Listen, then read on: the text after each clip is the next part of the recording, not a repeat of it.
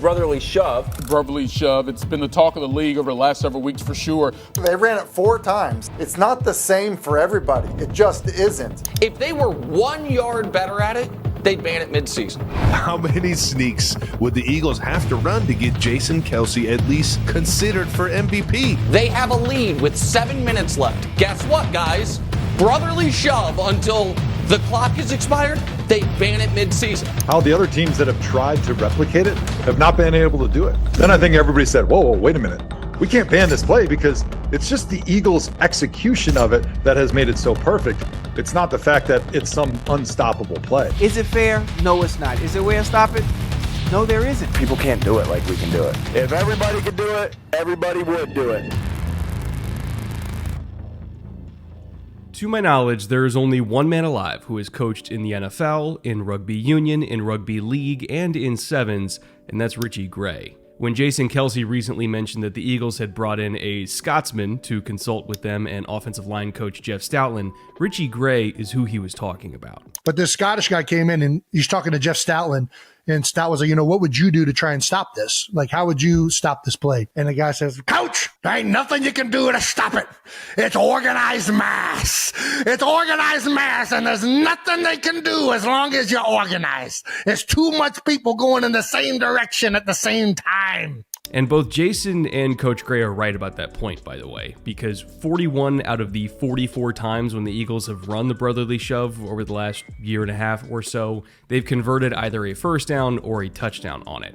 That's a 93% success rate. No other play in football works 93% of the time. Like, even a normal QB sneak is only about 80% on its best day. So this is the closest that we've ever come to seeing a truly unstoppable play in the NFL. Or at least it's unstoppable for one team, because the Eagles apparently are the only offense that has been able to consistently pull this off. That does beg the question, though, why are the Eagles better at running this play than everybody else? Why is their mass organized better than the mass of every single defensive line they've faced so far this year? Well, to answer that, I've poured over every single snap where the Eagles have ran this play, as well as the snaps where every other NFL team has tried to run it, and I've come away with 3 main observations for why Philly is so effective at this style of quarterback sneak. And no, before you blurt it out, it's not just because they have a Hall of Fame center, a bunch of guys pushing from behind, and a quarterback that squats 600 pounds. There's a lot more to it than that. In fact, to me, this is the most misunderstood play in the NFL because the technical nuances of how the Eagles have run it have not really been highlighted yet by anyone, and I also think that a lot of the defenses that they have faced have had really bad technique themselves. And by the way, on that note, I do think that there is one defense in the NFL who maybe just put out a technical blueprint for how to slow this style of play down. And I also think that they got their inspiration for their technique from the same place where the Eagles got their own inspiration, of course referring to rugby, but I'll get to that point a little bit later because it's kind of complicated. Now, before we dig into everybody's favorite school subjects, of course being physics and biomechanics, I know my audience apparently, I do want to thank Factor for making this episode possible in the first place, and full disclosure, I am going to put the ad read in the end of this video because I want to be respectful of your time and just kind of get right into it. But I want to thank Factor for making it possible, as well as for making delicious, delicious food that I eat every single week, and you can find that delicious food in the description with a really hefty discount and all that, but I will get to them later. For now, I want to start with what you all are actually here for, and that is the technique behind the dominance of the Eagles' offensive line. I mentioned that I have 3 observations based on studying every angle of every rep of this play, and those observations are as follows, and we're going to break these sections down one at a time. Part 1 is going to be the combined technique of Jordan Mailata, Landon Dickerson, and Jason Kelce making up the left side of the Eagles' offensive line. Part 2 will be the role of Jalen Hurts himself in this play, as well as the guys who are tasked with pushing him. And Part 3 will be the alignment and technique of the defensive line that, in my opinion, are generally not ideal, and why I think they're making the Eagles' jobs even easier than they already are. Let's start with Kelce, Dickerson, and Mailata, because contrary to popular belief, the majority of the Eagles' brotherly shoves do not actually go directly behind Kelce. Most of them actually go behind Dickerson and Mailata because they're the biggest and strongest members of this line, to the point where even on some occasions where Hurts did aim to his right rather than to his left, he still ended up getting washed all the way to the left side of the Eagles line behind Mailata because that's where they got the most push.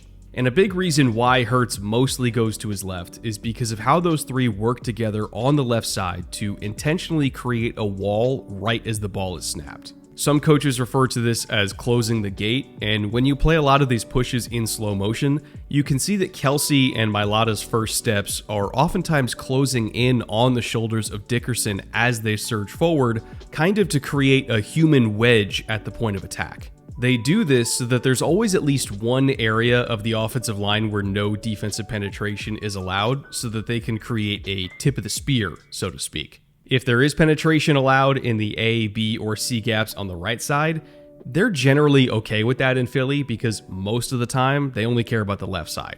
That is where they are attacking with their organized mass. Secondly, after Kelce, Dickerson, and Mailata close that gate, on many instances of this play, you can see all of them literally bear crawling forward shoulder to shoulder while churning their feet as hard as possible. It's not a normal double team by football standards where they're just getting their hands in a defensive lineman's chest or even using their hands at all because they aren't.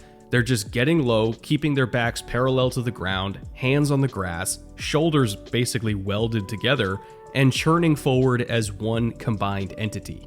Believe it or not, a lot of NFL teams didn't used to run sneaks like that. I mean, you can go back to the Buffalo Bills just a couple of years ago in another short yardage situation where they tried to run a sneak with Josh Allen. And just look at their splits on the offensive line. They're super far apart, basically inviting penetration, and they try to just run a normal double team on the nose tackle for Allen to run behind, which of course fails. Just like Jason Kelce himself has said, it's not exactly like a rugby scrum because by rule, offensive players are not allowed to interlock themselves together. So he's technically right about that, but functionally speaking, from a leverage perspective and how the Eagles are concentrating their force together as one entity in that wedge, I would argue that they're acting similarly to the front row of a rugby scrum with Dickerson as the hooker and both Kelce and Mailata as the props. It's not exactly the same, I know, but it's kinda close. Now, beyond offensive line technique, my second observation of this play is the role of Hurts himself, as well as the tight ends, receivers, and running backs that are tasked with pushing him. I think the fact that Hurts squats a bunch is a little overblown within the context of this play design, and I admit that even I was guilty of this as well before I really dug into the tape. But truth be told, Hurts isn't even on the ground to push on his own on half of these shove plays anyway. He's just along for the ride, surfing over the top of a wave of bodies while his receivers push him over that pile to make sure he can roll down the other side. To use a metaphor here, he isn't the driver of the armored car that's picking up all these first downs and touchdowns. He's the bag of money that's being carried within that armored car while the offensive line hits the gas and the receivers are at the wheel. I've seen some arguments that all you have to do to beat this play is just get lower than the Eagles' offensive line, but that's not necessarily true. All that matters is that the pile exists for Hurts to get shoved over the top of, even if the defensive line goes under that pile. I mean, hell, Jonathan Allen was literally lying down on all fours in front of Dickerson trying to get lower than him, and Dickerson just went over him because his only goal is to churn his feet, go forward by any means necessary, and make that wave for Hurts. As long as that wave exists, then the play will succeed. And that brings me conveniently to my final observation: the techniques that opposing defensive lines have been playing and why they are so ineffective at stopping the creation of that wave. Now, I've mentioned several times already that the left side of the offensive line is key to this play and how they can all immediately close the gate and bear crawl together to make a wedge. But what I haven't mentioned yet is that oftentimes the defense's alignment is what makes their wedge possible. You can look at the Miami game from last week as an example, where on multiple instances of these sneaks, they had big bodies in the A-gaps over Kelce, but then left Mailata basically uncovered with only a safety, Javon Holland, in the B-gap, as if Holland was supposed to stop Mailata from just effortlessly surging forward. Again, the Eagles almost never go directly forward on these shove plays. They wait for Mailata and Dickerson to create the wave to the left, and then they ride that wave. So to line up in a way where you aren't even challenging Mailata off the snap, I mean, it's no wonder why the Dolphins were powerless to stop this play. Additionally, the technique that individual defensive linemen are using to take on these blocks is, in my opinion, wrong as well. If the Eagles are going to use similar physics and philosophies to rugby in terms of how they organize their mass, then you have to match rugby philosophy with rugby philosophy. When you look at a scrum, for instance, the front wall is never taking on that contact at an angle. Everyone is locked together, they're squared up with each other, and all of their force is going straight ahead at the direction of their opponent.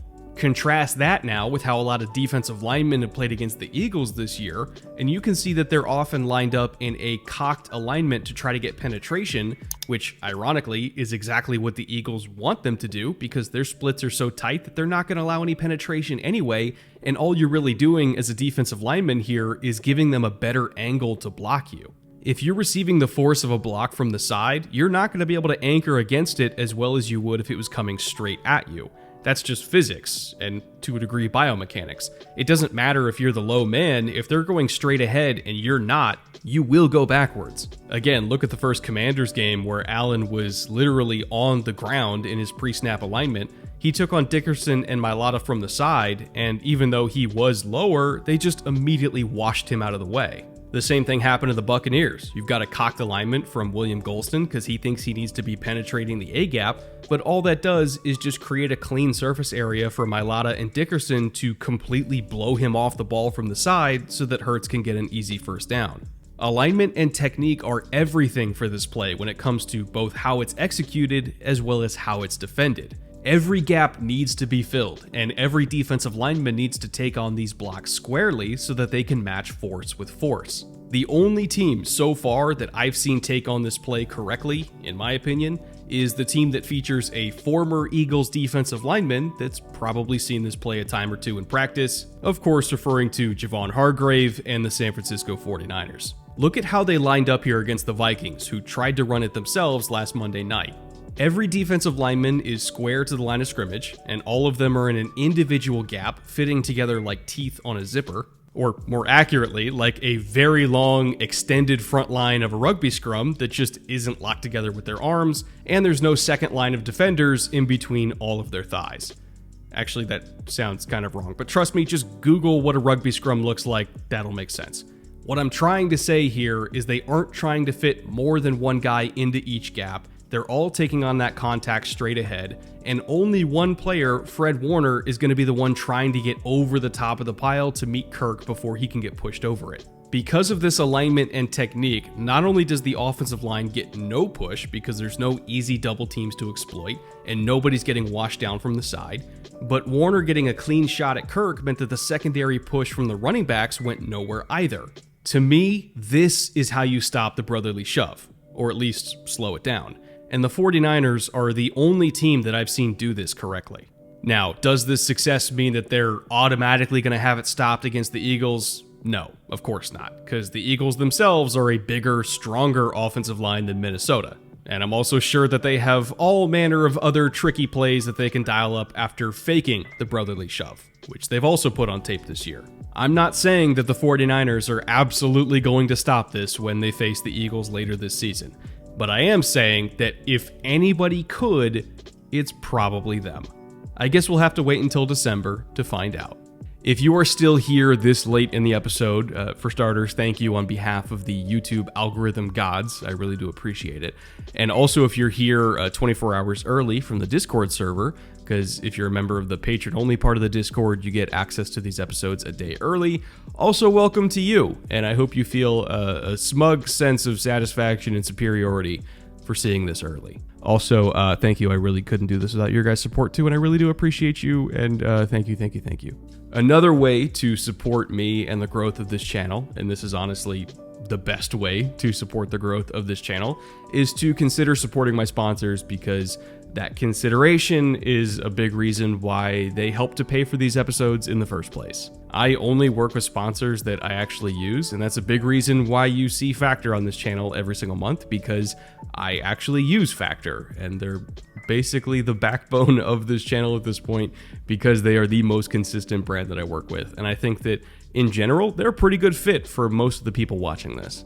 I eat Factor meals every single week. They are fresh, they're never frozen, they're made with real ingredients and shipped right to your door, so it's not a quote-unquote normal microwavable meal that you would find in the freezer aisle. They also heat up in 2 minutes or less, so they're extremely convenient if you don't have time to sit down and eat a big meal during your workday, or if you just don't have the time or energy to cook something. They taste great, of course, and with most of the meals that I tend to get being less than 600 calories, I feel a lot better about eating them than I do about eating takeout for lunch. Again, I cannot recommend Factor enough. They are a sponsor that I constantly work with more than basically every other company, and that's for good reason. I really do believe in what they have to offer, so if you want to check them out for yourself, you can try them and get your feet wet with a huge 50% discount on your first box just to see how you like it. And to get that discount, all you have to do is use promo code FILMROOM50 at the link in the description below. Again, that is a 50% discount on your first Factor box if you want to try it out for yourself by using promo code FILMROOM50 at the link in the description below. Thank you once again to Factor for helping to make this episode possible. I really do appreciate their support. And thank you all again for staying all the way to the end. I will be back very soon with that Matt Canada episode that I've been working on for a long time at this point. And I think you're going to like that one a lot too. So until then, cheers.